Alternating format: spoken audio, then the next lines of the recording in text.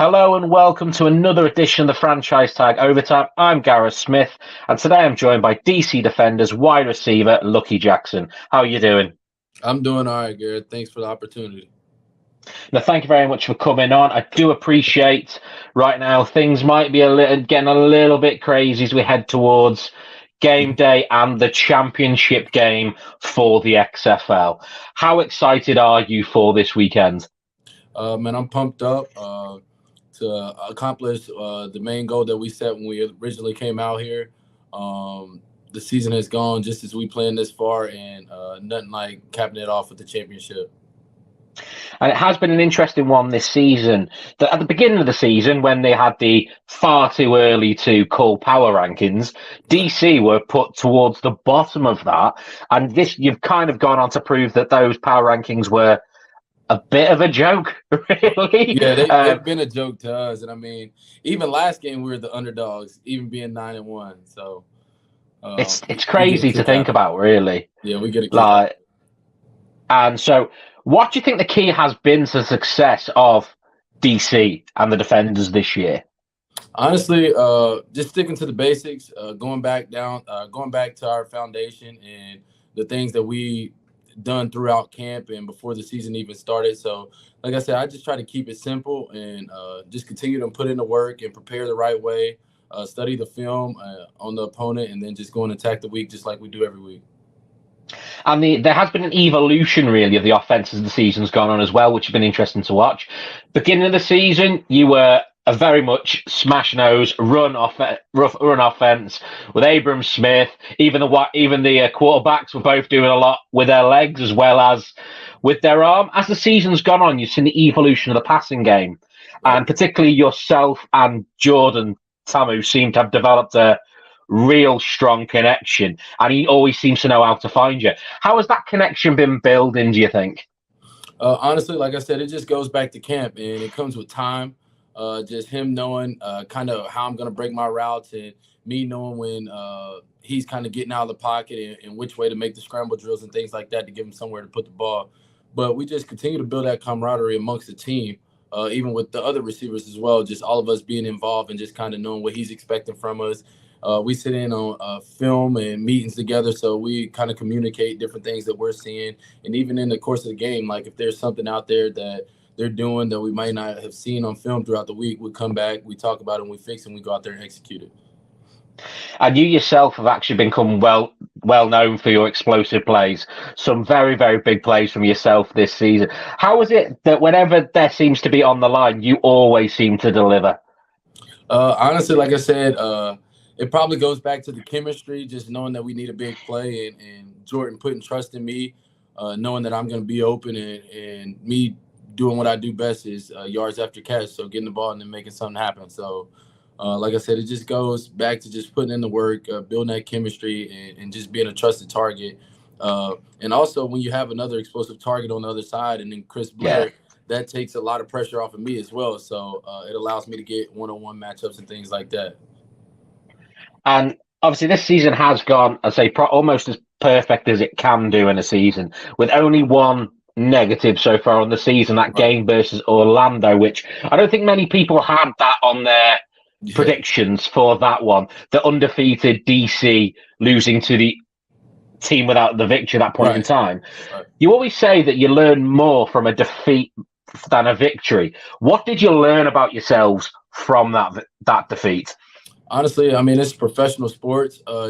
We knew that we're going to get everybody's best punch, just us being 6-0 and being undefeated, that we're going to get everybody's, like I said, their best punch and their best performance. But going into that game, Coach Barlow reiterated that it was going to be their Super Bowl. They had won a game and we had lost a game. So they had nothing to lose. And it was the perfect story to them to kind of try to rain on our storm. But we learned a lot about ourselves, who we are as a team, and just how to rally back after some little adversity. There's moments in the game, even though we lost, that we showed signs of grit and things that we needed to kind of get over the curve in some of our games that just finished.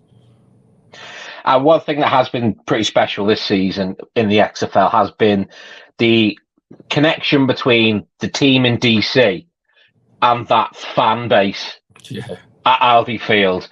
How much love do you have for those fans in Aldi for the atmosphere they create? Honestly, man, I wish the championship was there because I already know it would Yeah, sell out and they would be in there ready to go and to watch us perform, man. But it's big just knowing that they're backing us, they're behind us every game. Even going back to the XFL in 2020, the DC Defenders didn't lose at Audi Field, so yeah. us continuing this streak along this season is just a tremendous tribute to them, and it shows what role they really do play in momentum swing and just having that extra edge out there on the field at home. No, and I say they've become quite synonymous for two things, really. Beer Snake and Lemons seem That's to have right. become a bit of a theme this They got an season. identity. They've got an identity, being probably one of the rowdier fan bases in the XFL. The atmosphere does remind me very much of like what I think a game over here feels a bit more like in the UK. Yeah, right. That atmosphere of a bit more of a rowdy feel to it. Yeah. But it's a stadium I want to come to at some point and experience because it looks a really phenomenal game day. Nice. It's definitely nice. I mean, they're engaged the entire time, and we put on a show, so it makes it that much better. No, and much credit to them, and hopefully you'll get a lot of them going to the Alamo Dome this weekend, because there needs to be some kind of bear snake at a DC Defenders game. Yeah, we've been pushing it, so hopefully we'll see that snake up there. I'm sure some people will try it for us. That'll be good to see. So obviously, there's also been a lot of announcements today of players who have been picked up by NFL training camps. I know one of the aim of the XFL is, as it always has been this season, that player 54 is the mantra that has been talked about all season. How much of a motivator is it for yourself to see so many players you've played against this season being called up to NFL camps already? Honestly, it just shows you that this league is just about what it says it's about. It's a league of opportunity. And, I mean, we knew being a part of this league, if you came out here and you did what you were supposed to do, that you would get a shot at that next level, whether it's camp, whether it's a workout, whether it's just being in, like I said, in front of the eyes of scouts, man. You knew that, like, this league is all about that. So I think it's a tribute to Dwayne Johnson and Danny Garcia. Yeah. Just being able to put this thing together and to revive it again and it to live out to exceed expectations. So, like I said, it is really cool seeing the guys are already getting those invites. Guys are, fresh out. I mean, the season just ended a few days ago for some guys, and they're already getting calls. So, man, it's actually really cool.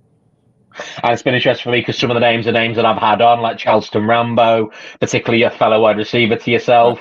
Right. So it's always good to see names that I've seen. And then he just finished playing against us, so like that happened really quick as well. And it's just interesting to see that these players, that it just shows, as you say, that players are getting noticed in this league, and the fact that you are playing against professionals, and there's players that have played regularly in the NFL in this league. We got guys on our team that have been 14 game starters or have been in the league 8+ years. You know what I mean? Guys that are really seasoned, that know what it looks like. You know what I mean? So I love that aspect of it as well. And bearing in mind, particularly Orlando, they had like Cody Latimer, who's a Super Bowl champ. You got players like that, and it just shows you that you're playing professional level against a good quality opposition, that the NFL is going to look at that game film seriously. So it's obviously extra motivation for players like yourself for this weekend. Absolutely. Imagine if you get that winning Super Bowl, you get that winning touchdown this weekend, the match-winning touchdown, right? Imagine that. Absolutely. I'm going to make it happen. So this weekend is Arlington, who, to be fair, did have a losing season this season, but made the playoffs. Right. But Luis Perez particularly seems to have found his groove there now. He's a quarterback that I had on when he was at Vegas at the beginning of the year, and he seems to have really found his groove over there in Arlington now. And the last time you played them, it was a very tricky fourth quarter where you saw your lead evaporate and go to overtime. Right. So how much preparation has gone into avoiding that to make sure that cannot happen again? Honestly, we just got to harp on ourselves to start fast and play a full 60 minutes. We can't let off the gas, even if we're up 15 points. At no point we should continue to press forward and continue to put good drives and things together like that. Our defense will come out and get stops and create more turnovers than they did versus them that first time. So, like I said, I'm looking forward to it. We preparing just like we would any other week. Given that we got this week off, we got a few extra days of preparation and got ahead a little bit. So once we hit next week and start actually preparing for game week, we'll be that far ahead and we'll be able to still do the things that we need to do. And obviously, Coach Barlow did win Coach of the Year this year. I don't think it came to a surprise to anyone with the way your side's been going this year. How much credit do you think the team's performance this year goes towards Coach Barlow as well as the other coaching staff? Honestly, man, I give it 100% to him and the other coaching staffs. They'll probably say 50-50, but the group of coaches that he put together to lead this team are, exactly what we needed. It's a perfect fit. He's a leader in himself. He sets the bar really high, and he doesn't let us fall under that. We know his expectations, and we put in the work each and every day. So to have a guy like that stands on his words and is a player-first coach, man, is absolutely fun to go out and compete for him and with him every week. And truly a humble guy as well. I had the pleasure of talking to him before the season started. I got much respect for him, and obviously it was good to see him winning it this year. And I know obviously it's gonna obviously put his name out there as well, right? Because obviously he's had a good year coaching this season. Right. Do you think that coming into this game this weekend, that with you being the favourites, that adds an air of pressure, or do you think this team rides through pressure fairly well? I feel like we ride through pressure fairly well.